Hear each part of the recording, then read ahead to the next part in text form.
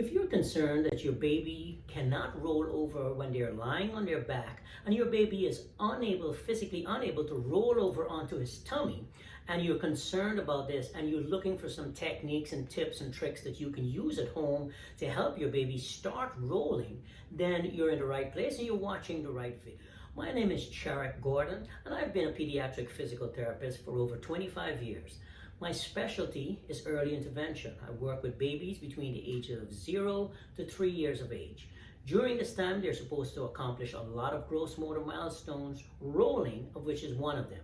So let's get right into it today and talk about 5 different activities that you can do with your baby to help your baby to be able to roll from lying on their back to their tummy independently and help them to be able to do this faster. The first activity is tracking, side to side tracking. So if you have your baby laying on the ground or on the sofa or wherever you have your baby, and you use a toy, use something small, brightly colored like this, hold it up so that baby can focus on it and then move it from side to side once baby is locked on and baby starts to track the toy. Once baby is tracking the toy, then that's the first step that baby is engaged and baby has good head control, good neck strength, and so now baby is ready to start trying to initiate that movement. So that's the first position you want to put your baby in and look to see, does your baby have that capability of moving that head side to side? At this point, baby should be able to get their head all the way to where he turns his cheek all the way to each side. Now, once baby is able to do that, then you can put baby in the next position, which would be to just start rolling, helping baby to roll. The way you do that, let's say we want our baby to roll over towards the right side, right? Leading with his right hand, rolling over the left shoulder in this manner. What I would do is start the baby tracking the toy, move the toy, put the toy on the ground above baby's head. If you notice where the toy is actually above baby's head right here and off to one side.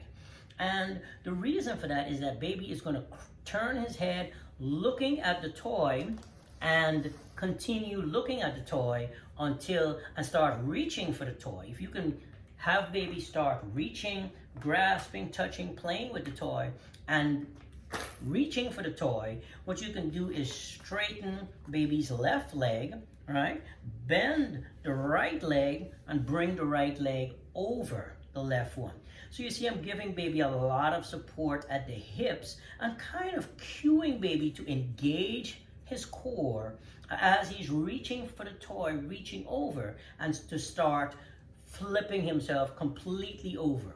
Wherever baby at this age, baby is about 4 to 6 months old, which is where you would expect rolling to begin to happen independently, and baby will start reaching wherever the head goes, the rest of the body will follow. So if baby's looking at the toy, reaching for the toy, and I give baby a little bit of assist by bringing this right leg, I can bend that hip to about a 90-degree angle, bend the knee, and help baby, give baby some support like this.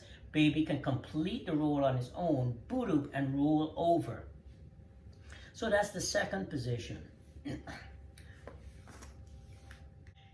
If baby is unable to accomplish the roll, no matter how much assistance you give him coming from his back to complete that roll, you can actually position baby on their side and start the roll there. So what I like to do is, again, cue baby to reach for the toy, play with it, and touch it, make sure baby is engaged with it, and put baby on baby's side, on the left side. We're trying to roll leading with the right hand, straighten out the left leg, bend the right leg over, and cue baby to keep on reaching in this position until baby completes the roll and rolls over onto his tummy. Now, immediately when baby rolls over onto his tummy, you want to position the arms. I'm going to turn him this way so that you can see where you want to position baby's arms so that his arms are under his body, and it's kind of propped up like this with his forearms on the ground, almost doing like a little baby plank. That's a good way to have him to be able to make sure his arms are not trapped under his body. The final position is this position. Here we go again, talking about tummy time. Put your baby on their tummy, face to face with baby. Use your hands to prop baby's elbows under their shoulders and lift baby's head up so that you can make eye contact with baby and let him know that tummy time is okay, and help him to stay in this position for as long as he can. This position helps to strengthen baby's neck muscles as he lifts his head up to make eye contact with me. It helps to strengthen baby's back muscles. It also helps baby to start bringing those knees under his hips, which is going to be important for creeping and crawling. And all of these positions are facilitated when baby is on their tummy, spending some time in tummy time.